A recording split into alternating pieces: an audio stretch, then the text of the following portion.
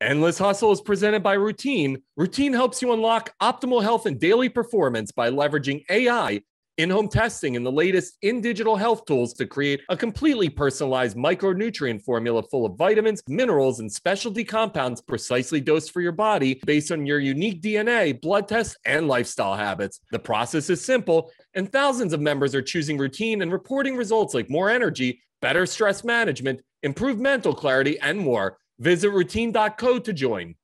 All right, it's going to be an action-packed day on the Endless Hustle as I'm joined by Dr. Britt Baker, the AEW World Champion.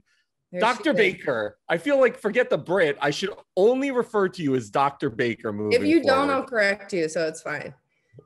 First of all, congratulations on all of the success with All Elite Wrestling. To see what you and the whole organization is building over there is incredible.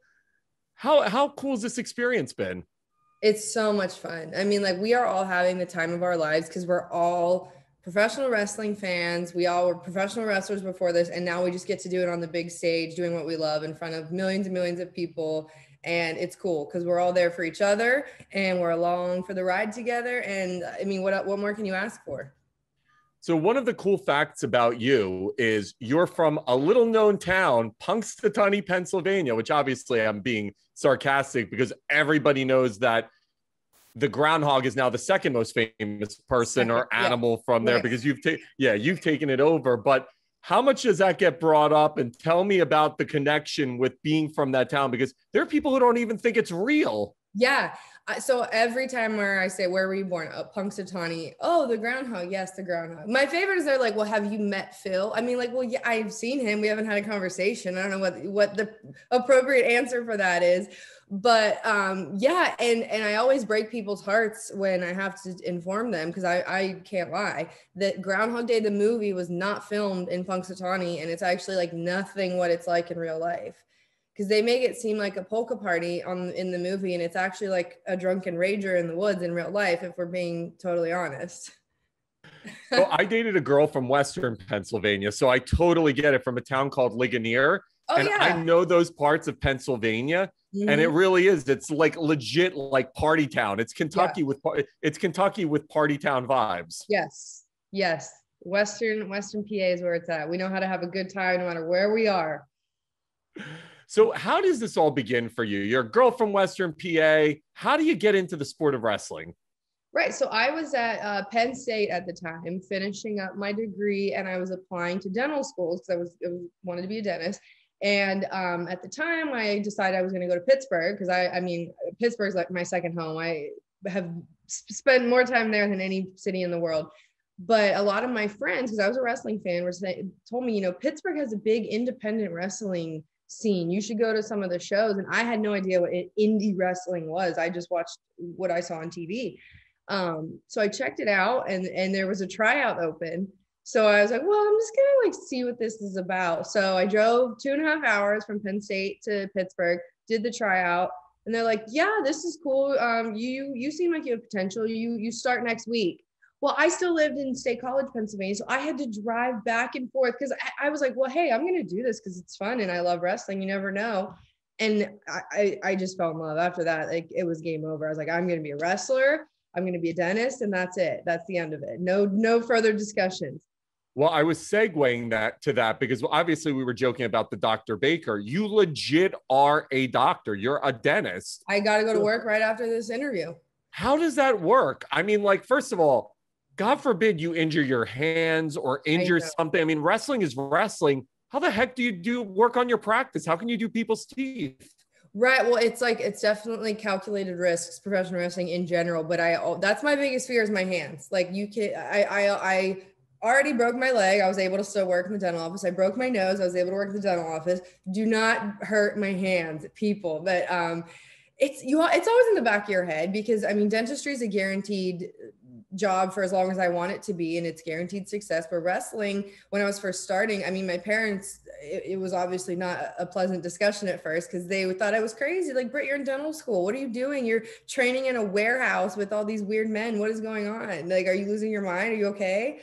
But now my parents are my biggest fans. They're in the front row at my big matches for pay-per-views. But at one point, a lot of people thought I was definitely like going through something that like, why is she training to be a wrestler? She's a dentist, or she's going to be a dentist. You got to walk me through that conversation, and here's why. Okay. Because I had a unique conversation with my own parents. So I was a financial advisor through my 20s. And at 30 years old, she had a huge practice, very successful, came to my parents and was like, I think I'm selling my business and going into entertainment. And tears and you're nuts and every other expletive came out of their mouth. So when you come to your parents and you're like, oh, mom and dad, I'm going to be a successful dentist, but you know what? I want to try this wrestling thing. What does that conversation actually look like? So the conversation didn't happen at first because I knew what was coming. They were going to like beat my ass and say, Britt, what are you doing? But I wanted to train anyway. So I didn't tell them for like 6 months that I was training to be a wrestler. They had no idea that I was driving, hundreds of hours at this point to get back and forth to training. But my family I have a lot of cousins, and we're all a very tight knit group. There was a flyer because like independent wrestling, they put up these like flyers made on like Microsoft Paint or whatever it's called. And there was one on a gas station with my face on it, and my cousin saw it and like group chatted it to all my cousins, and we're like, oh my God, Britt is wrestling. What is going on? And then, I had to have a conversation with my mom and dad, but it was bad. It was not good at first because they didn't want me to get hurt. They didn't want me to like drop out of dental school, which I did consider at one point. They didn't want me to just throw everything I had going for me out the window for this like maybe small chance of success career as a professional wrestler. So it makes sense. Now you have two incomes coming in. So you're the one who looks like a genius. Yeah, right. Absolutely. But now, that has done a complete, they are my biggest fans. When I tell you, my dad in Punxsutawney, Pennsylvania, if you run into him at like Walmart, he'll show you pictures of me and be like, look, Britt won the title. It's so cute. It's adorable. So wrestling, it is a full-time sport. There are people who literally devote their lives to staying in shape, eating right. Meanwhile, you have a whole second career. So what does nutrition and fitness look like for you in order to continue to stay in wrestling shape and be able to manage the grind of AEW? Yep. So I'm really big on like the pre-made meals that I can just throw in the microwave. Cause at work, we're running around like maniacs at work all the time too. Cause I'm only there 3 days a week. So when I'm in the dental office, we're working nonstop. We don't have time for lunch break. So it's like, it throws this quick pre-made meal in the microwave, count my macros. Okay, got it. Eat it, shove it down. Let's go. And then I'm a night owl when it comes to working out. Sometimes I don't get to the gym till 10 o'clock at night because I have to come home, decompress a little bit, and then I go to the gym. But I like it. I like going at night because there's nobody there. Everyone leaves me alone. I can go to whatever machine I want. So it's hard. You definitely have to sacrifice a lot of the things I want to do for the things I have to do to stay in shape and to be successful. What does the diet actually look like? Because you're ripped. If people look at your promo pictures, you've got like a 6-pack. You're in insane shape. What does your diet actually consist of? Well, I'm a big advocate of like, when I want something, I let myself have it, because if I just torture myself with not eating the cheat meal here and there, then I'm a monster, and it'll be a downward spiral, and I'll be eating McDonald's every day. But I just count my macros. I'm really big about counting my macros and trying to eat as clean as possible. And sometimes I hit my macros to a T. Some days I don't get too hung up on that, because then you drive yourself crazy, like weighing and measuring your food. That's why I really like the pre-made meals, because your macros are right on there. All you have to do is microwave it. It's all like fresh ingredients. But I will tell you, I live right next to McDonald's. My favorite food in the world is a Big Mac with no middle bun. I have it at least once a week. I have to, or it's for my sanity. That's what I say. It's like a mental health meal. Yeah, the Big Mac was God's creation to fuck us up by making it so good, but essentially getting us one step closer to a heart attack. I know, it's so good though, and everyone thinks I'm crazy, like, oh, McDonald's is gross. And I'm like, but it's not. Like, leave me alone. It's my favorite. What about working out? Is it more of a high rep, longer sustained workout? Do you do heavier weights? What do you actually focus on? Since I've been injured, because I was out for a while with a nose and a leg injury, and since I've came back, it's weird because it's like things don't feel the same. I'm cleared and I'm healthy, but I always when I lift too heavy, like squats and stuff, I get scared. I'm like, oh man, don't push it. So I'm definitely into right now the higher reps, lower weights, and I do tons and tons of HIIT training. So like Tabata workouts, I go to the F45, or like a boot camp class. I love that. And I think it helps a ton with the cardio in the ring. Nothing replaces actually being in the ring to get your reps for cardio. But if you're outside of the ring, I think the next best thing would be HIIT training. In the ring, let's talk about the reception. The fans love you. And They didn't always. They did not always. That's actually where I wanted to go with this. When you start feeling that change, when you start feeling the temperature change of the fans, yeah, is it tangible? Can you actually organically feel it happening? Yes and no. So you have to remember during this like quote unquote change, we didn't have fans. So it was really, this is not the end all, but Twitter, it was the Twitter responses it went a lot from people just crucifying me and saying, get her off my TV. She's not ready, to, oh, we like this girl now, it's a slow progression and you can't take it. You have to take it with a grain of salt because there's hundreds of thousands of people on Twitter. There's millions of people watching us at home. But then it was when we first had fans and I cut a promo on Sheeta right before the title match. And I ended it saying, Dr. Britt Baker, DMD, and the whole crowd did it with me. I was like, whoa, this is kind of cool, but I'm still a shithead. Like I'm still the bad guy. I think it's endearing because I say stuff in my promos that people are thinking. I say the stuff that the society tells you not to say. It's not politically correct, but I say it anyway to my opponents because I'm the shithead. I love how friendly and natural and normal you are on this, but then you become shithead on camera. How hard is it? How hard is that shift for you, or how much fun is that shift? Not hard at all. It's not hard at all because that's in me deep down. I am a bit of a heel deep down, and I've always been that. I've always been a smart ass. I always talk too much. I always like push the envelope a little, push people's buttons a little bit. That's always been my game. I always have to say sorry a lot because, oh, hey, I'm sorry. Let me back off. That's just who I am. And it's a very love me or hate me type vibe. What about at your dental practice? So like people are coming in to get cavities filled and root canals. Meanwhile, the woman over top of them is a major champion in a major wrestling organization. Like, first of all, do they have any conceptual understanding that you're a professional wrestler and how good you are? And secondly, what the hell are they thinking? Like, how cool, like, are they like, this is so cool, or like, holy shit, I hope her hands aren't broken? Well, some know and some don't. And I certainly don't bring it up. If people don't know that I'm a wrestler in the dental office, I don't bring it up because then it's like a whole thing we have to talk about. It's like we have to have this conversation in the dental chair and we don't have time for that because I need to work on your mouth. So you need to shut up. Sorry. But the thing now is like with physicians, most people, when they're moving to a new area, they're looking up their doctor, you Google the doctor you're about to see. Well, now if you Google me, shit hits the fan and you see like my bloody face, my broken, they're like, what is going on? What is this madness? So that conversation is popping up a lot more than often. And I'm just along for the ride. If they want to talk about it real quick, we'll touch on it. But I definitely don't bring it up. I would love to sit there with someone who Googles you and it's like Dr. Britt Baker and it's like you probably in your white doctor's jacket and all professional. And then the next post underneath is your AEW stuff. And they're like sitting there comparing screen to screen like, no, it can't be.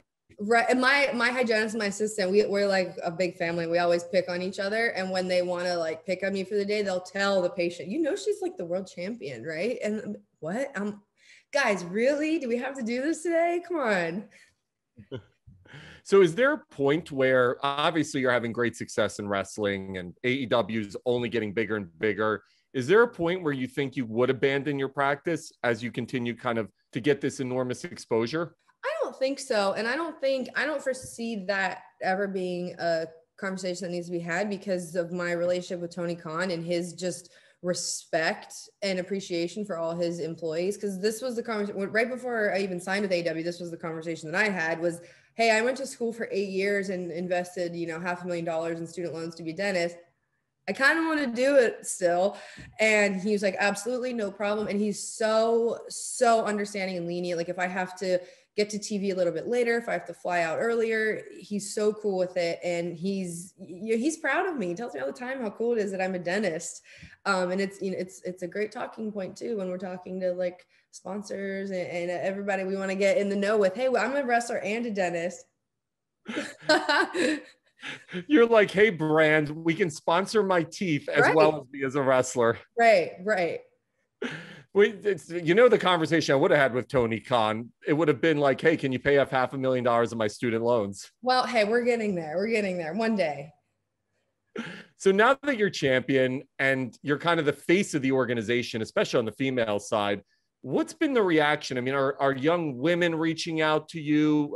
What's kind of the feedback been now that you're at the top of the ladder? Yeah, I get a lot of people like at signings and stuff, a lot of people that want to they have two goals or two careers that they want to chase, like a professional athlete and a surgeon. And that's cool because they always say, how did you do it? What's your advice?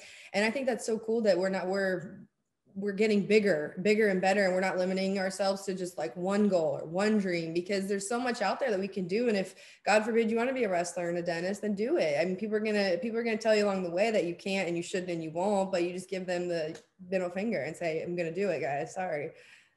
Being from Western Pennsylvania, are you a Penguins fan? Oh, let's not talk about it.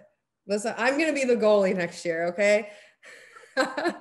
It's funny because I also host a show for the NHL, so I love talking hockey. Growing up in that part of the state, obviously you were able to experience incredible success and Sid the Kid. What do the Pens mean to that part of that region, that part of the state? Sports in general it's madness. We're Steelers, Penguins, and even our beloved Pirates that, they're chugging along. Sports is huge, massive. You eat, sleep, and breathe Pittsburgh sports, and it's good and it's bad because you get so emotionally invested. And when there's success, you're up here, and when like this season there's not, you're down here. The Steelers were undefeated and then got absolutely spanked in the playoffs by Cleveland. No, it was our nightmare. It was an absolute nightmare. I was texting my friend saying, I just want there to be more commercials so nothing bad can happen in this game. Because it was just horrendous. But I mean, hockey, when I was at Pitt, so we got the student discount tickets when I was at dental school. So all the time I would go to the games at night and maybe not make my 8 a.m. class the next day because we'd be drinking beers at the arena. But it's just so much fun. And I love sports. I love hockey. I love football. I love baseball. I think it's just a different form of entertainment. What we do, they just, they're trying to win for real all the time. What's the atmosphere like? Because I've never been. What's the atmosphere like at the Igloo when you go there? Well, it's not the Igloo anymore, but it's madness. It's so much fun. Pittsburgh is there, and it's a lot of like Pittsburgh's in an area where there's a lot of people that come from like a lot of rednecks coming from out of the woods essentially to get to the games in Pittsburgh. And that's me. That's where I came. I'm Punxsutawney is like in the middle of nowhere.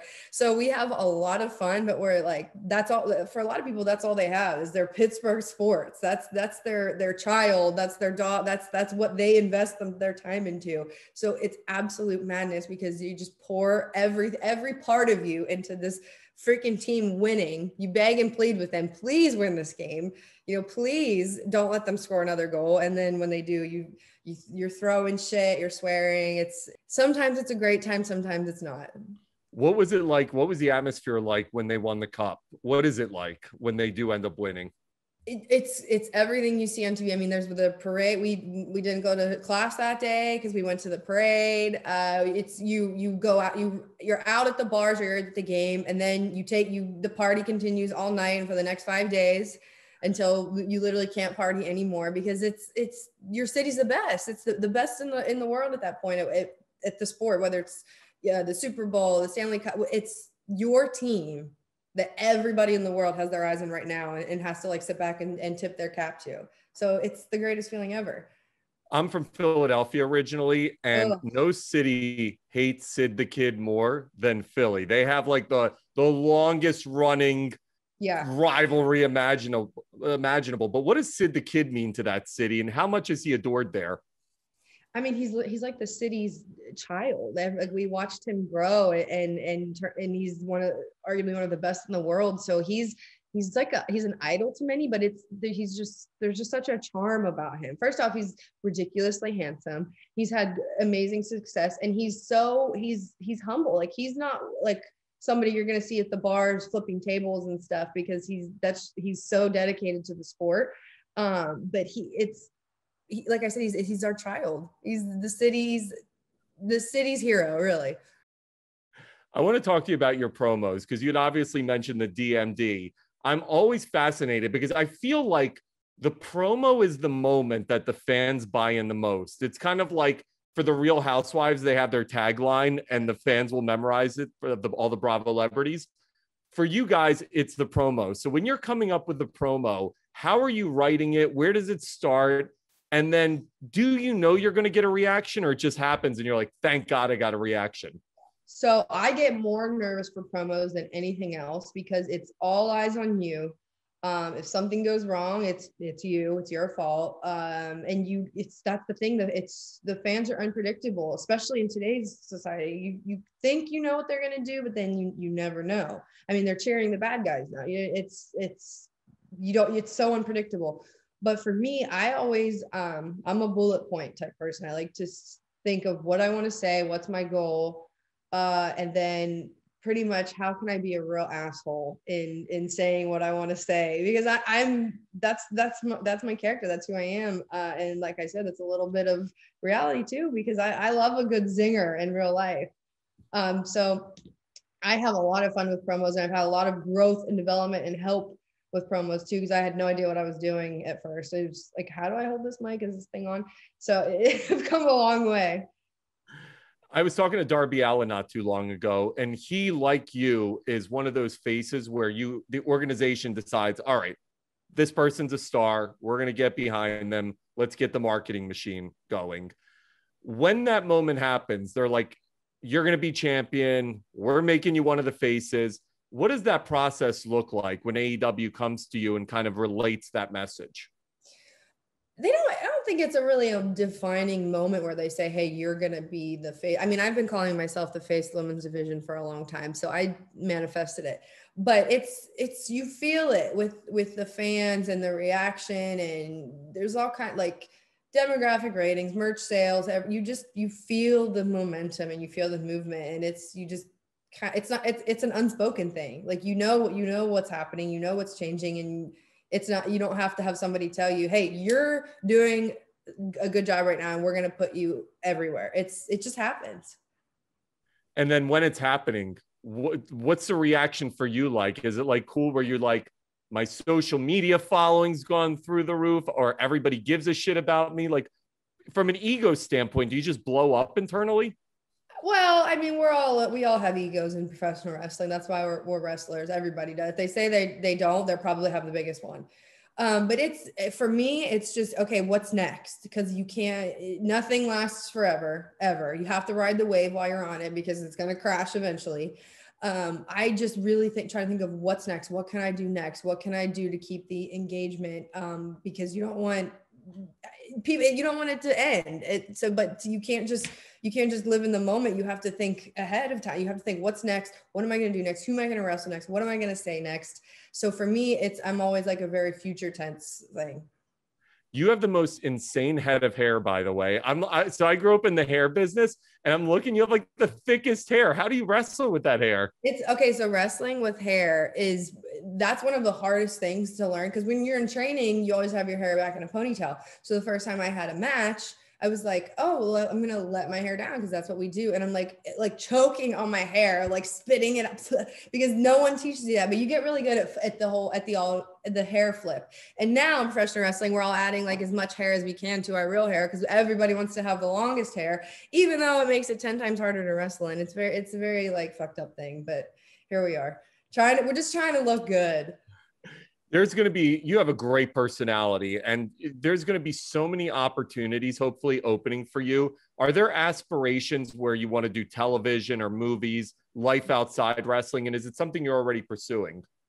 So originally I just liked wrestling. I just wanted to be a wrestler because that was what I wanted to do. That was my dream. Now it's getting to do the promos so much is where I really am like, man, I would love to do, acting one day. My all-time absolute dream is Dancing with the Stars one day, because I used to watch it all the time with my mom and my grandma. And even till now, I've never missed a season.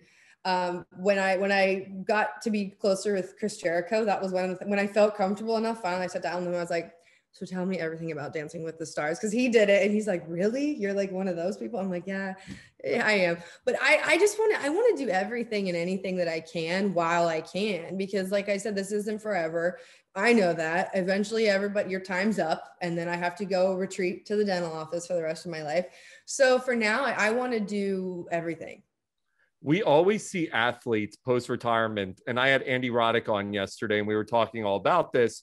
There comes a point where eventually you're not running out of the tunnel, or you're not winning a US Open, and you don't have that crowd engagement and cheering.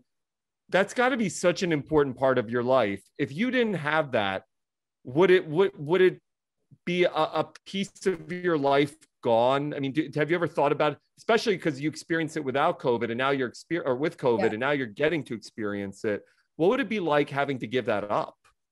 I mean, yeah, it sucks, but eventually, all good things end. But what I think I have that's different than a lot of people is I do have dentistry 3 days a week that keeps me grounded. It takes me out of that egomaniac bubble that we all are in wrestling, where it's just you're the dentist, where people don't like you, they're afraid of you, they hate you. So it takes me back to reality, into the real world. And because I'm in that as much as I am professional wrestling, I think I have like the best of both worlds of, oh, this is the real world too. Like the real world still exists outside of being this larger than life heel Dr. Britt Baker DMD character. I want to ask you about another sport, and it's similar, sister brotherhood to you guys, but UFC, MMA. Are you a fan of that? And to see the what they're able to do, especially what we've seen with the women's part of it, where it started with Ronda Rousey, now Amanda Nunes. Have you been able to pay attention to what's going on in that part of the world? So I've never been a UFC fan, mainly because I didn't have time to watch anything period. I was watching professional wrestling and professional wrestling only, and that was in the back of the room of my class in dental school. I was the bad kid that was watching wrestling in the back row on my laptop instead of paying attention to the PowerPoint. So I didn't have time to watch anything else except for like the Pittsburgh sports, but I have the most respect for UFC because that shit is crazy. It is, I mean, they're trying to almost kill each other for real. And they're walking out with broken legs, broken bones. It's total madness. And I actually got to go to the UFC show in Jacksonville that just happened recently. And the environment, it's just like professional wrestling. It's so cool. Like the entrances are really cool, and the video packages and the fans. It's such an electric environment, and I have nothing but respect for that. Do I ever want to do it? Nope. But good for you guys. Keep killing it. By the way, that was their first time bringing a full crowd back, and Dana got so much credit because he was like the pioneer and leading the way around that. Yeah.